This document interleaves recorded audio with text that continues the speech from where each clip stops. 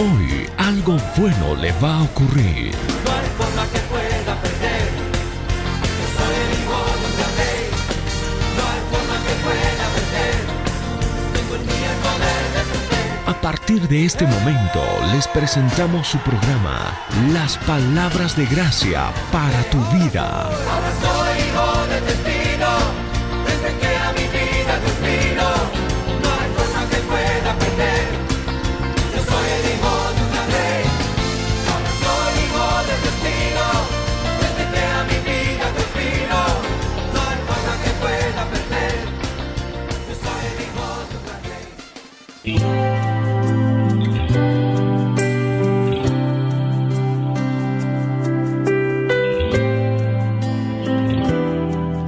Muy buenos días, queridos amigos, queridos hermanos, queridos paseños, que hoy es su día, es nuestro día, 16 de julio.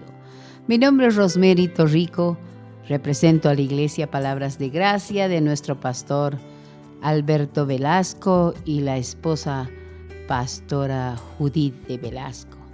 Estamos tan felices de participar en esta radio, donde realmente se da palabra para ti, hermano, amigo. Bien que escuches y escucha todo el día. Así que te vas a alimentar, vas a pasarla muy bien. Un saludo muy especial a mi hermana Petronila, que se encuentra en su casita, seguramente tomando desayuno, pero siempre pendiente a la sintonía de esta radio. Continuamos ahora, hermanos. En la anterior semana hablamos de qué poder tiene el nombre de Jesús. Ahora vamos a hablar, nuestro estudio se va a dedicar ahora a la palabra, revelación de Dios al hombre. Nuestro Padre, hermanos, nos ha dado una revelación de sí mismo. Junto con dicha revelación nos entregó el plan de nuestra redención en Cristo. También nos ha revelado lo que concierne a la nueva creación en Cristo.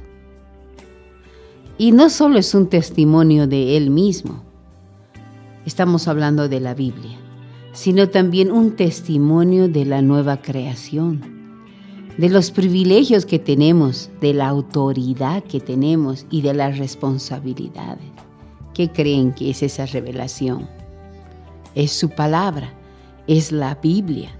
Por eso indicamos todas las veces, lee la Biblia, aliméntate, ten conocimiento para que no hagas cosas diferentes.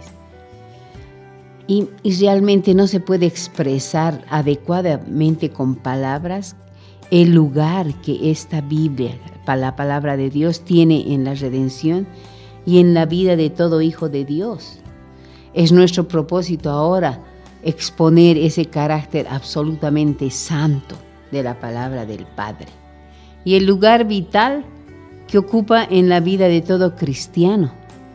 Es vital que tú estés con la Biblia, hermano. El pueblo de Dios está empobrecido espiritualmente y carece de poder. ¿Por qué? Por ignorar su palabra. ¡Wow!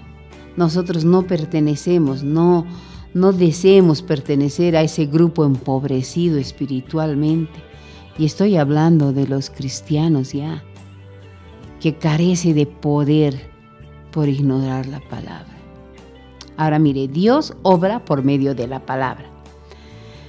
Nuestro enemigo Satanás ha combatido en forma sutil y despiadada la palabra de Dios, la Biblia, porque el Señor obra por medio de ello y a Satanás no le gusta eso.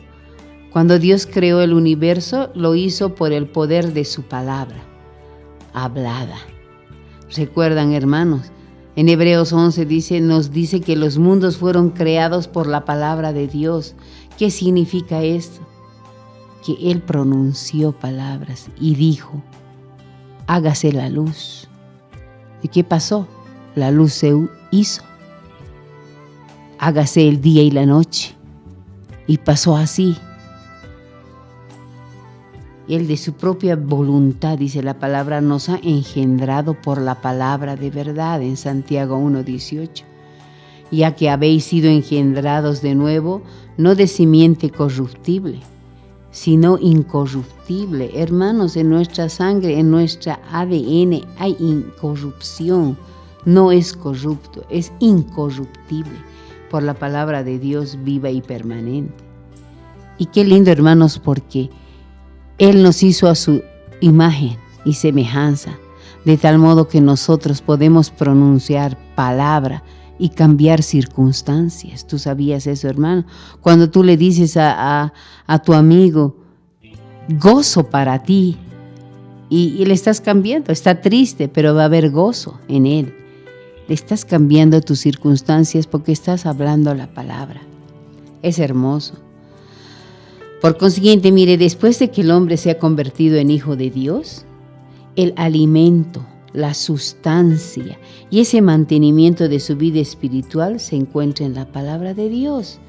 El alimento, la sustancia y el mantenimiento. ¿Cuántas veces al día nosotros comemos? Al menos 3, desayuno, almuerzo y cena, sin contar el tecito ni las agrahoras, salteñitas, qué sé yo. Y estamos bien. Pero ¿qué pasaría si no comemos así? Estaríamos debiluchos y quizás en estado de coma. Así es en el espiritual, hermanos. Si tú no te alimentas de la sustancia y mantienes eso en tu vida espiritual, vas a estar débil. Cualquier palabra que te dicen, tú vas a creer. Entonces no. En Mateo 4:4 afirma, no solo de pan vivirá el hombre, mas de toda palabra que sale de la boca de Dios. Es la palabra de Dios la que nos edifica, es la Biblia, hermanos, la que nos edifica. Tu próxima prioridad, cómprate una Biblia si no la tienes, hermano. Si no, vas a estar en coma. Aliméntate. Antes de comprar una película, guarda para la Biblia, hermano, porque eso sí te va a edificar. La lucha de Satanás en contra de la Biblia ha sido grave. Veamos, hagamos una historia de todo. Toda época de decadencia espiritual se ha distinguido por el bajo concepto de la palabra de Dios. Cuando Satanás descubrió que la tortura y el martirio de los cristianos y la destrucción de Biblias por el fuego no fueron un obstáculo para que la iglesia creciera, empleó un método más cruel, más afortunado para él. Dicho método ha consistido en ataques sutiles a la Biblia, a fin de restarle poder y eficacia en la vida de los hombres. Mire, durante 1000 años antes de la Reforma no se daba a la palabra de Dios el lugar que merecía en los círculos cristianos. James Lord, en su libro Fanales de la Historia, señala cómo la filosofía oriental usurpó durante 1000 años la autoridad de la palabra divina para gobernar y dominar el mundo cristiano. Dominaban ellos, hermanos. Cuando la palabra pierde su lugar, ¿qué pasa con la redención? Se va perdiendo y la fe se convierte en una incógnita. ¿Qué es la fe? No están leyendo, no están alimentándose de la palabra. Durante 1000 años la Biblia fue encerrada, ¿en dónde? En los monasterios. Encerrada también en un lenguaje que la gente común no podía entender. Esto estoy haciendo una historia para que vean cómo antes realmente no tenían acceso a la Biblia. Estaba escrita en latín, solo el clero tenía acceso a ello. He aquí la razón de las tinieblas espirituales de la Edad Media. Esto explica aparentemente inactividad divina durante ese periodo de oscuridad. ¿Quieres que pase ahora, hermano, que haya una inactividad divina en tu vida? ¿Quieres que esa vida sea de oscuridad?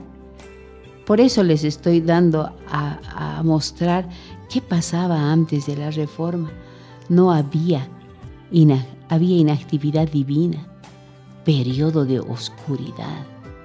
Cuando la palabra de Dios perdió su lugar, también perdió su lugar en la vida de los hombres. Fue de la filosofía oriental de donde surgieron las penitencias, el purgatorio, los monasterios, las cruzadas.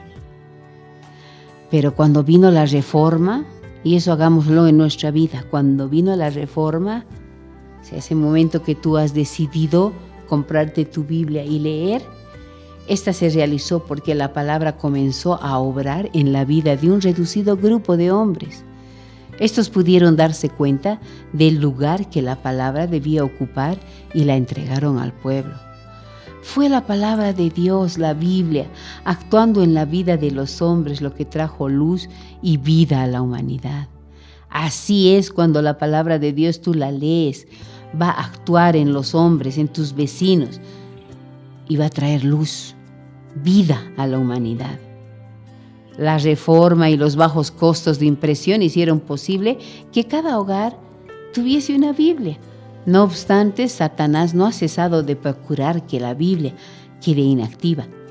Cuando no pudo conservarla más tiempo encerrada en los monasterios y en un lenguaje que la gente no entendía, lo encerró dentro de credos y doctrinas humanas. Pero continúa la lucha satánica en contra de la palabra. Después de Satanás hizo que los hombres forjasen credos y doctrinas en torno a la vida y las enseñanzas, estorbando con ellos su propio crecimiento y desarrollo. Ninguno de los caudillos de la Reforma poseía toda la luz. Entonces eso ha impedido una fiel presentación del cristianismo al mundo, de modo que la redención nunca ha disfrutado del ambiente favorable para actuar en la vida de los hombres, hermanos. Ello ha dado motivo a una enconada lucha sobre la divinidad de Cristo y sobre la autoridad de las Escrituras, todo lo cual ha traído como resultado la actual condición. Mire, todavía hay iglesias que en lugar de predicar la palabra de Dios, predican sermones sobre asuntos que consideran prácticos y que estén en armonía con la civilización moderna. Por otra parte, aquellos que predican la verdad y están considerados como los más espirituales no tienen un verdadero concepto del carácter sagrado de la Biblia y el lugar que ésta debe tener en sus vidas. Ahora, hay un asentamiento intelectual, es decir, se queda en tu mente. El arma más grande que Satanás emplea hoy para hacer la palabra ineficaz es el arma del asentimiento mental. Veremos la diferencia. Esta arma es muy peligrosa por ser sutil. Este asentamiento mental es difícil de ser reconocido. ¿Por qué?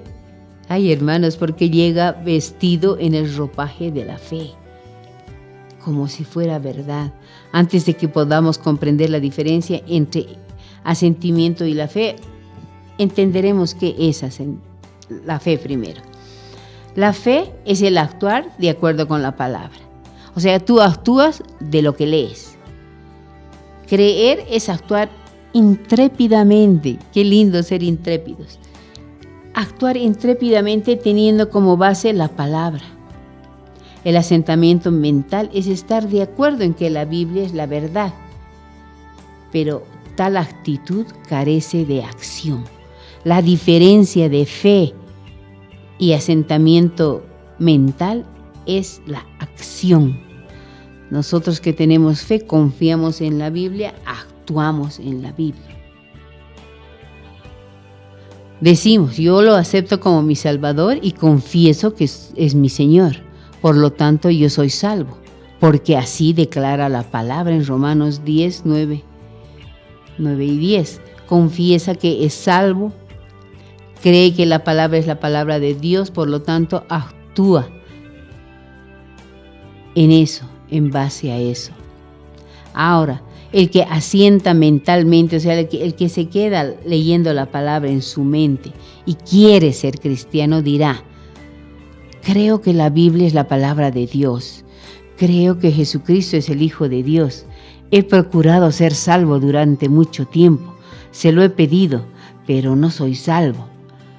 Esta persona se sentiría insultada si le dijeran que no cree, no obstante su actitud es de la que mentalmente lo absorbe.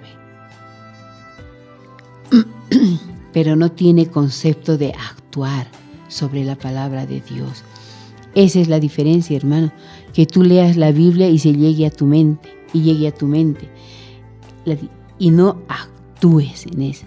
En cambio, los cristianos tenemos esa diferencia, actuamos. Lo poco que sabemos, actuamos. En cambio, el asentimiento mental no produce acción, no tienes confesión. Y eso es grave. Muchos cristianos que viven hoy en la esfera del asentimiento mental llevan una vida espiritual estéril e infecunda. Hermano, no estemos en ese grupo. Todos ellos han buscado el poder de Dios en su vida y han orado harto, pero nunca han aprendido a vivir por la palabra. ¿Qué diferencia? Viven en debilidad, en fracaso, en necesidades, porque no tienen ningún concepto de lo que significa realmente creer en la palabra de Dios, creer en la Biblia. En 2 Corintios 5:17 dice que han sido hechos la misma justicia de Dios. Hermano, tener la justicia de Dios no es poca cosa. Dios, nuestro Padre, nos mira santos, limpios, porque Cristo nos ha justificado. Entonces estamos sin condenación frente a Él. Esa es una ventaja, hermano. ¿Cómo lo sabes? En la Biblia. En la Biblia está y actúa sobre eso. Si estás sin pecado y el diablo viene, ¿te acuerdas que tú has engañado a tu esposa? Y tú le dices al enemigo, escrito está, soy nueva criatura. Todas las cosas pasadas fueron hechas nuevas. Es la única vez en tu vida que tú tienes 0 pecados, hermano. El Señor no los reconoce, se ha olvidado.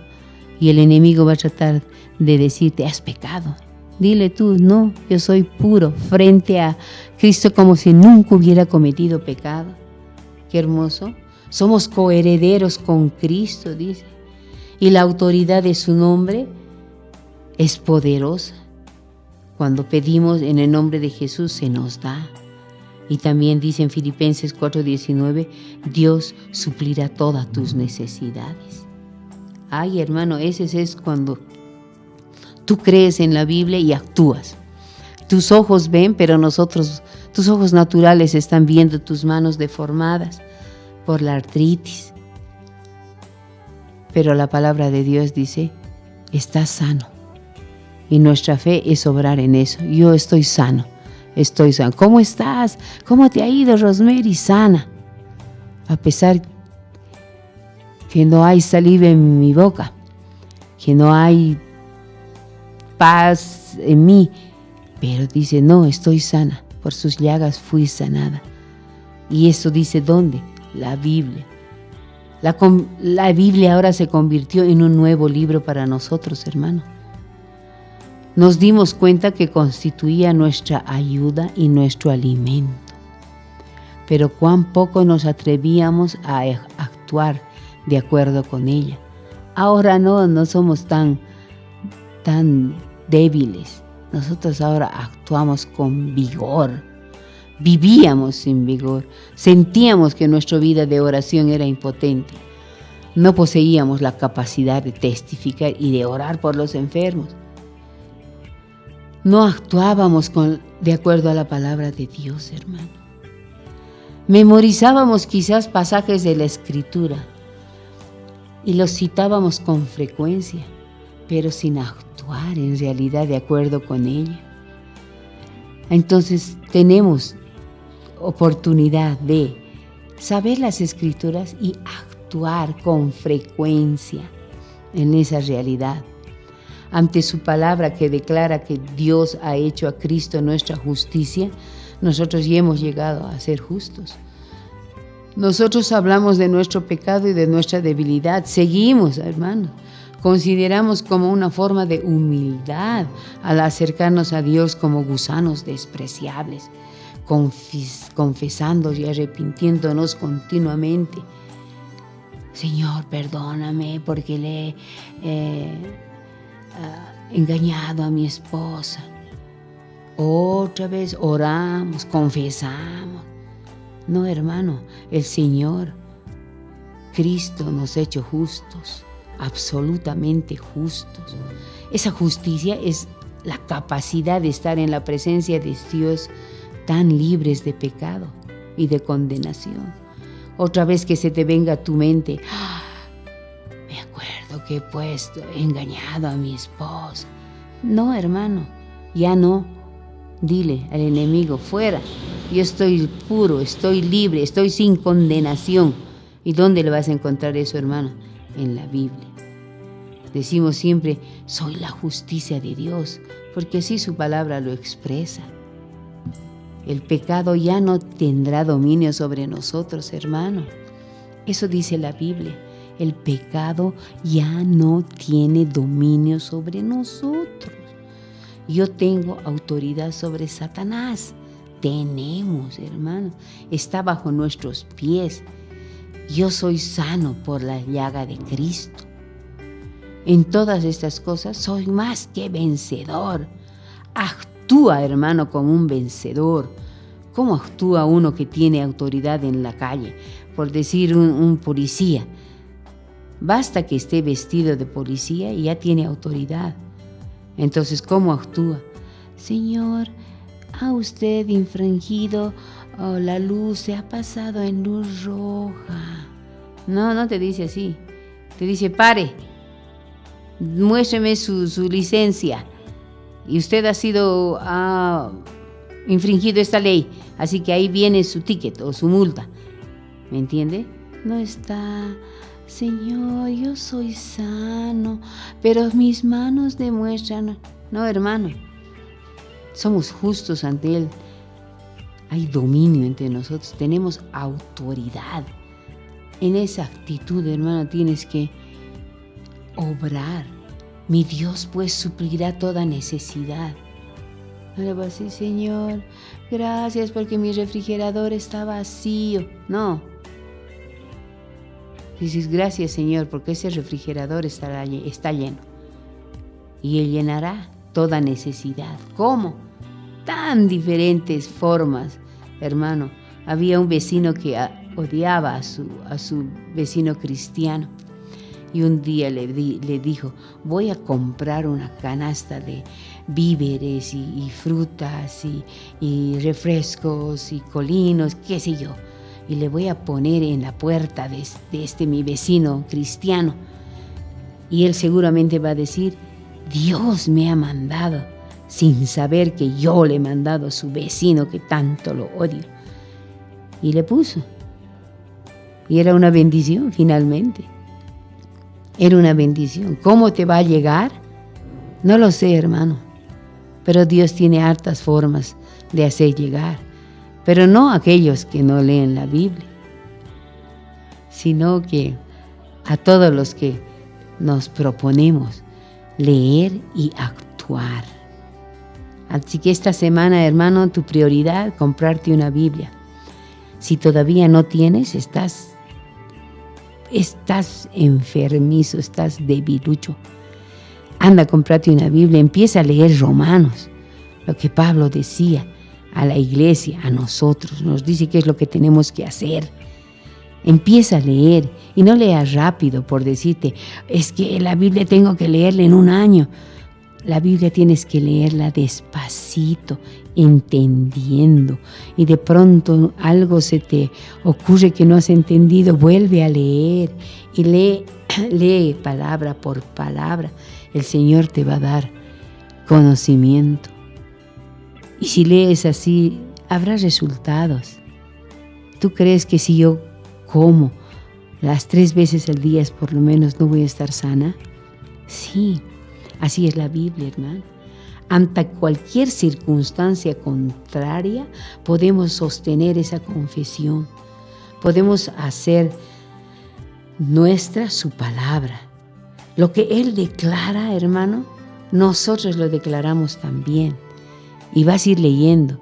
Y cuando dice, los romanos hicieron esto al pueblo ¿Perdón?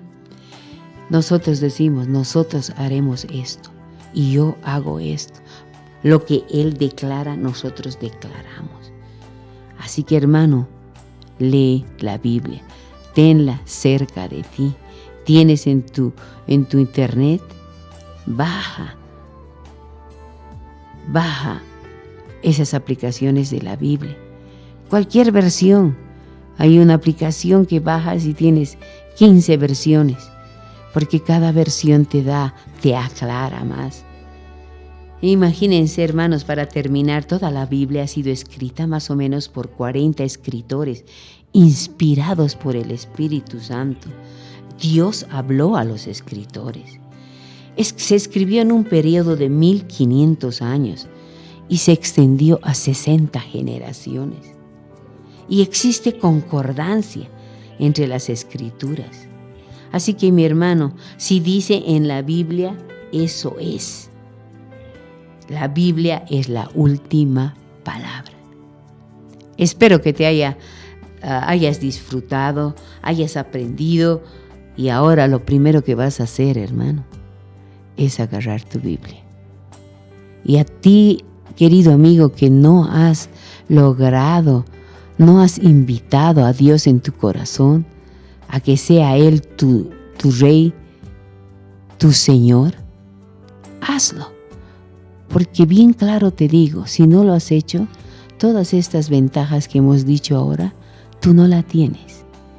Hermano, ¿para qué redundar y disfrazar la Biblia? No, así es. Así que si tú quieres en este momento, ora conmigo. Señor, gracias por ser mi Señor. Te pido que olvides mis pecados, me perdones de mis pecados, y yo te acepto como mi Señor y Salvador. En el nombre de Jesús. Amén. Eso es todo, hermano. Tú perteneces ahora. Si lo has dicho de todo corazón y en voz alta, dilo. ¿Por qué? Para que escuchen hasta los enemigos que tú ya no perteneces a ese grupo, sino perteneces al grupo que se va a alimentar con la palabra de Dios. Tengan un precioso día, todos los paseños. Feliz día y disfruten del gozo y la paz del Señor. Sigan escuchando las palabras, los audios del pastor Kenneth Copeland. Y mañana estaré, Dios mediante, otra vez continuando la palabra de gracia. Buenos días, hermanos.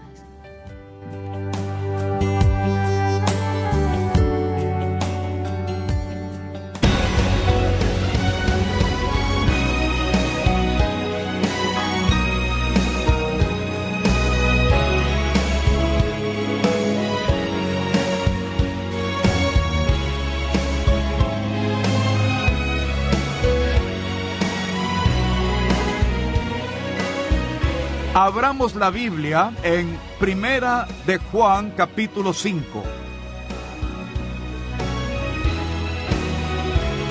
El otro día hablamos acerca del plan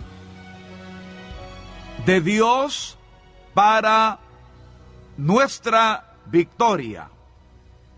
Es el plan de Dios que estemos completos. No es el plan de Dios que estemos incompletos. No es el plan de Dios que estemos bien en lo físico y mal en las finanzas. No es el plan de Dios que estemos bien en las finanzas y enfermos o afligidos mental o físicamente. No es el plan de Dios que nazcamos de nuevo, seamos llenos del Espíritu, prosperemos materialmente y que nuestros hijos se pierdan, porque ese no es su plan. No es el plan de Dios que estemos incompletos en la redención y las cosas de Dios y en la palabra de Dios. El plan de Dios para nuestra victoria número 1 es muy fácil. A menos que usted sea un necio. Amén. El plan de Dios para la victoria no falla jamás. Nosotros le fallamos al plan, pero el plan nunca nos falla. Jesús dijo, les diré quién es el hombre prudente. No hay que ser sabio para recibir recompensa de sabio. Solo hay que hacer lo que el sabio hace. Él dijo, el hombre sabio es el que edifica su casa sobre la roca. Pero también dijo, el hombre necio es el que edifica su casa sobre la arena. Quizás no sea un hombre necio, tal vez solo sea ignorante. ¿Lo entienden? Quizás él no sea necio o ignorante, sino que lo han informado mal. ¿Ven? El necio es el que sabe, pero no obedece. Es uno que sabe, pero no lo hace. Eso es necedad. Es posible no conocer algo o saberlo mal y ser como el necio o como el desobediente o ser como el rebelde y seguir edificando la casa sobre terreno falso. No hay que ser necio para obtener malos resultados. Y el punto importante que quiero que entiendan hoy es algo que nació en mí en el año 1967. Era en el mes de marzo. Yo recibí un mensaje de Dios. Era estudiante en la Universidad de Oral Roberts en obediencia al Señor. Fui allá y era casi un analfabeto bíblico cuando llegué. Tenía como 5 años de ser creyente y no sabía nada de la palabra de Dios en lo absoluto, pero sabía dónde Dios quería que estuviéramos y después de mucha lucha finalmente decidimos ir allá. Mientras estaba allá, de hecho, el día en que yo me inscribí, el hermano Roberts me empleó. Les hablé de cuál era mi experiencia como piloto comercial y esas cosas. Y mientras hablaba con el decano de la universidad, el hermano Roberts estaba ahí detrás de mí, pero yo no lo vi. Él había llegado después que empecé a hablar con el doctor Messi de mis credenciales. Y yo sabía que la Asociación Evangelística Oral Roberts tenía un avión y sabía que el hermano Roberts viajaba mucho más de lo que viajó años después. Pero les diré que ahora con más de 80 años él viaja casi tanto como lo hacía hace 40 años. Sí, hace unas semanas él me dijo, quiero contarle algo, el año pasado salí 42 fines de semana, gloria a Dios. Y este año tengo más en mi programa. Eso es impresionante para alguien de 80 años. Pero muchos dijeron que él no duraría. Pero le ha ido muy bien. Sí. Ganar 30 millones de almas para Jesús, eso es fantástico. ¿Saben? Eso es un logro muy grande. Así que él llegó y se paró detrás de mí mientras yo hablaba y di la vuelta y empezaba a salir y allí estaba él y dijo, mi nombre es Oral Roberts. Yo solo dije, ¿qué? Miren, él pudo haber dicho, hola, soy Dios. Yo hubiera dicho, lo sé, porque me sorprendí demasiado. Y él dijo, veo que usted es piloto comercial. Dije, sí, señor. Él dijo, ¿y puede usted manejar nuestro avión? Le dije, sí, señor. Él dijo, casi contraté un copiloto hace 2 semanas para la tripulación, pero el Espíritu de Dios me habló y me dijo, no, tengo un estudiante que vendrá y quiero el puesto para él. Usted es ese hombre. Bien, entonces supe que Dios me envió allá. A mis 30 años no podía entender por qué Dios quería que volviera a la universidad. Eso era un misterio. Claro que no me tomó mucho entenderlo y yo era ignorante, pero saben, eso tenía un poquito que ver con ello. De todos modos, me di cuenta de lo que Dios hacía. Oral Roberts no podía salir sin mí. O sea, no podía ir a predicar sin mi persona. Y me puse a pensar en esa experiencia y dije, mira, no hay manera en el mundo de que yo hubiera podido conseguir un trabajo como ese. Jamás hubiera podido lograrlo. Así que Dios me puso allí y la primera campaña que fuimos, esa era la primera campaña. Mi jefe se acercó y me dijo, ¿le han asignado otra cosa después de que llegamos a la campaña? Le dije, no señor. Él dijo, bueno, cambiaré a un hombre encargado del transporte. Dijo él, desde ahora serás el chofer del hermano Roberts. Muy bien. Así que estaba con él parte del día, todos los días lo llevaba y traía a los servicios, siempre con él. Nunca inicié ninguna conversación con él, excepto para decirle buenos días o buenas tardes. Nunca le pregunté cómo estaba.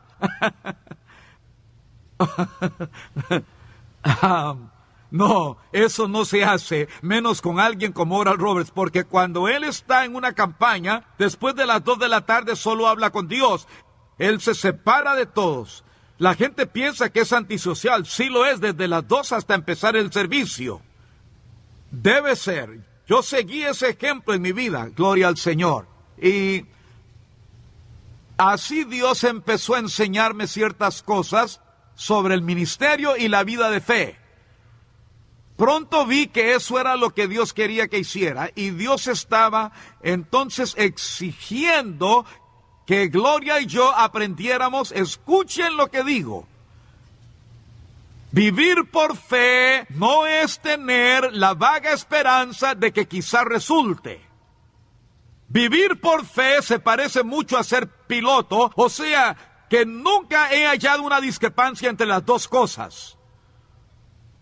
Usted no solo decide, permítame preguntarle a este joven, ¿alguna vez ha manejado un avión? ¿Qué pensaría usted si de pronto se le ocurre salir de la reunión esta noche, dirigirse al aeropuerto y alguien le da las llaves de un avión y usted decide averiguar si de veras se puede volar un avión?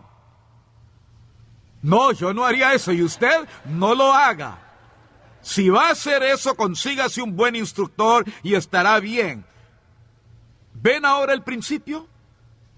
Vaya con un buen instructor y haga lo que él hace. ¿Por qué? Pues él sabe cómo hacerlo funcionar. Además, la seguridad al volar nunca es casualidad, es una ciencia aplicada. Funciona por leyes. En el libro de Romanos, la fe es llamada la ley de la fe. Siempre funciona.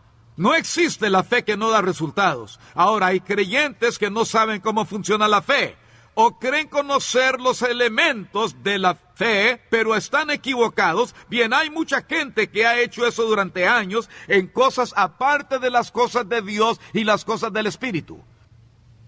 ¿O no? Supongo que todo científico con éxito en cualquier cosa cometió más errores que las conclusiones correctas, y es muy posible que su primer experimento fracasó casi todas las veces. Y alguien le preguntó a Thomas Edison, él había fracasado 725 veces, y le dijeron, bien, ¿por qué no se rinde? Él dijo, oh, no, ahora conozco 725 cosas que no funcionan. Pero hoy día los focos y bombillas bien hechas siempre funcionan. Hay ciertas cosas que no fallan si todos los elementos están en el lugar correcto. Si tiene una semilla viva, buena tierra, luz, agua, va a crecer. Si uno tiene un motor de combustión interna y combustible y tiene fuego y aire, va a funcionar. Sí. No hay manera que el motor le diga no me moleste, no voy a funcionar. Podría suceder si usted no le puso gasolina, podría ser si usted no le ha dado mantenimiento, pero no es culpa de ese motor. Hay una falla en el aire o en otra cosa. O usted se equivocó y le puso agua en vez de gasolina. Mucha gente trata de hacer eso con la fe. Pues si lloro lo suficiente, finalmente Dios me oirá y lo hará. Usted morirá de tanto llorar. ¿Me están escuchando? Muy bien, quería que vieran esto porque cuando yo vi eso y me di cuenta de quién es Dios, Él no es alguien que a veces gana y otras veces pierde. No, no, no, ese no es Dios. Nosotros sí somos así, a menos que sigamos su palabra y con cuidado pongamos los elementos de la palabra donde deben estar. El resultado es siempre el mismo, pero Satanás hará todo lo posible para que usted no haga eso. Él no puede detener la palabra. Él trabaja por cuenta propia, no trabaja para Dios y no trabaja para el cuerpo de Cristo. Él no es el maestro del cuerpo de Cristo, es el enemigo del cuerpo de Cristo. El Espíritu Santo es el maestro del cuerpo de Cristo, y si eso no les queda claro, no entenderán lo que estoy predicando. Mi amigo, Dios no es su problema. Él está con usted, no contra usted. Jesucristo ya murió en la cruz. Él ya fue al infierno, ya resucitó de entre los muertos, ya está sentado a la diestra de la majestad, y Dios le ha asignado la tarea de que usted tenga el éxito.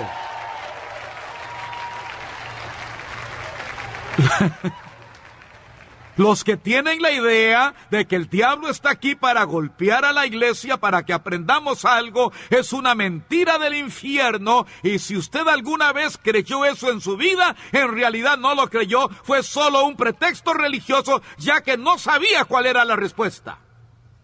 Eso era todo, usted no lo creía. Si lo hubiera creído, lo hubiera hecho. Oh, sí, es cierto. Oh, pues yo creo que aprendemos más de la enfermedad. No se aprende nada del dolor y la enfermedad, a menos que siga la palabra de Dios.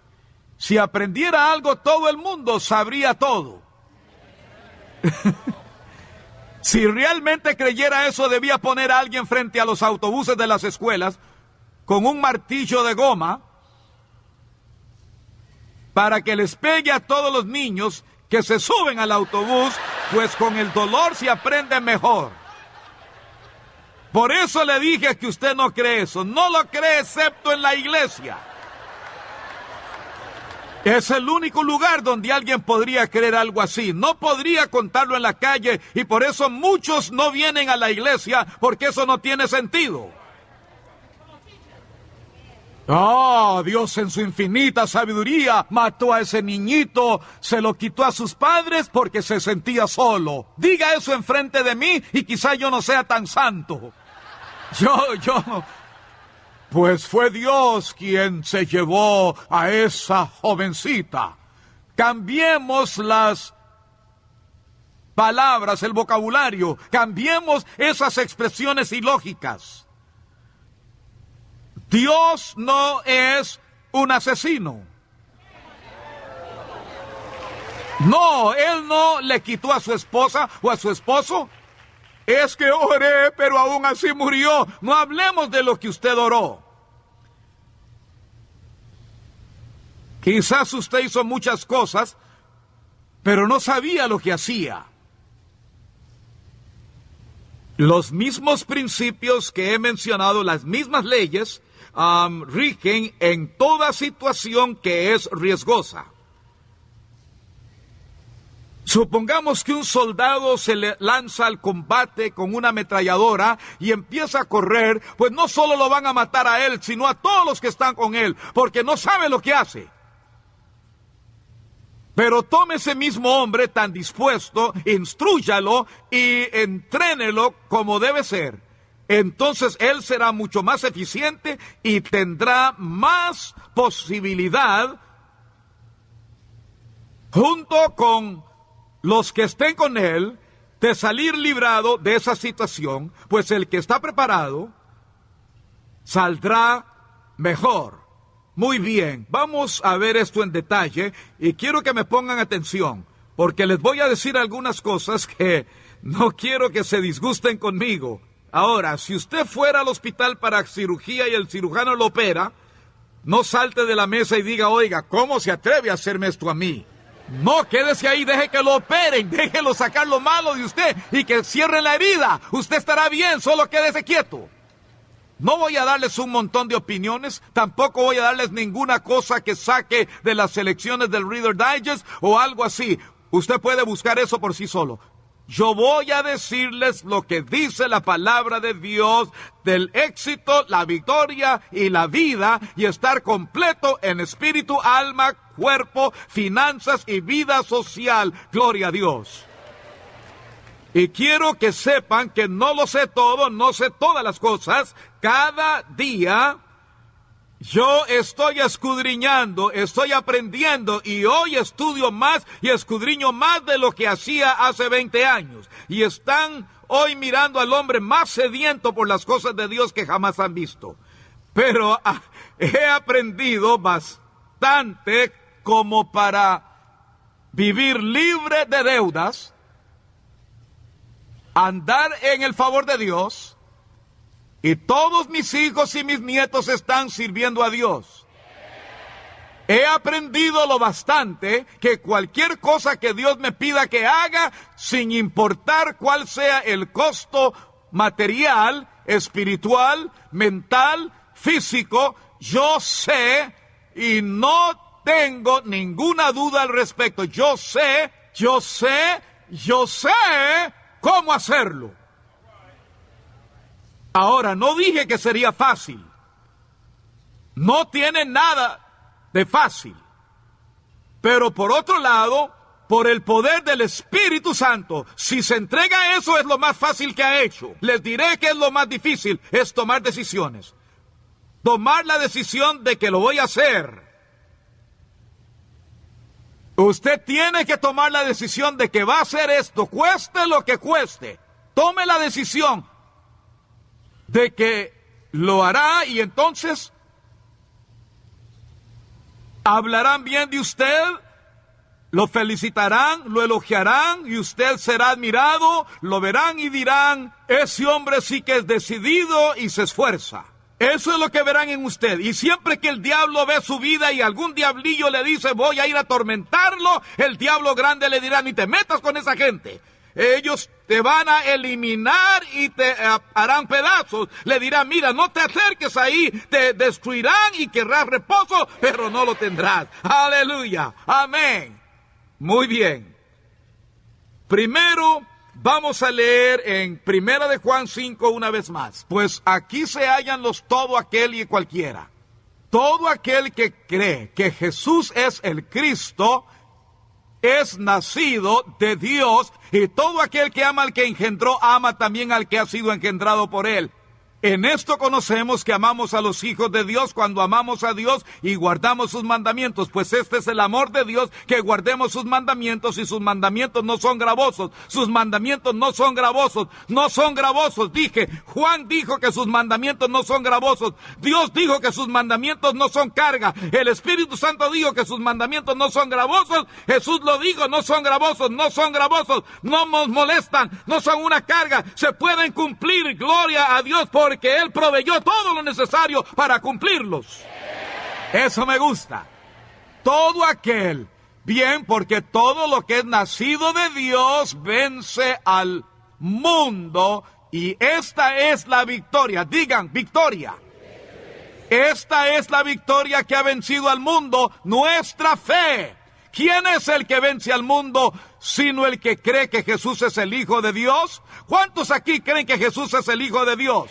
¿Cuántos aquí creen que Jesús es el Cristo? Entonces son vencedores. No solo a veces, todo el tiempo. Muy bien. Vayamos al libro de Lucas capítulo 10. Ministerio de Jesús. El Señor, la cabeza, Señor, cabeza, abogado supremo de la iglesia. Salvador, bautizador en el Espíritu Santo. Proveedor, Rey que viene. Señor de señores y Rey de reyes. Capítulo 10, Evangelio de Lucas, verso 38. Aconteció que yendo de camino entró en una aldea y una mujer llamada Marta le recibió en su casa. Esta tenía una hermana que se llamaba María. Vean lo que dice aquí, anoten algunas cosas en el margen. La cual, sentándose a los pies de Jesús, oía ella su palabra. Ella hizo dos cosas. Se sentó a sus pies, indicando que en lo que a ella se refiere, Él es la autoridad ahí. Lo que Él diga es la verdad y voy a cambiar mi forma de pensar, cambiar mi forma de hablar, mis acciones y aún mi forma de vivir. Voy a cambiar las cosas de acuerdo a lo que Él diga. Pero Marta se preocupaba con muchos quehaceres y acercándose dijo: Señor, ella es de doble ánimo. Santiago dice que el hombre de doble ánimo es inconstante en todos sus caminos. Es como el viento que va de allá para acá, es inestable. Gente buena pero inestable. Y una persona así está destinada a la tradición religiosa. Va a terminar yendo a la iglesia 2 o 3 veces por semana, exigiéndose a sí mismo sin exigir nada de Dios, y va a pasar todo su tiempo pensando en lo que Dios no puede hacer, en lo que no hará de nuevo y lo que usted no hace y que no podrá hacer otra vez. Usted se precipita hacia la bancarrota espiritual, destrucción, y no es culpa de Dios. Él no es quien causa la destrucción. Jesús dijo que las tradiciones invalidan la palabra de Dios.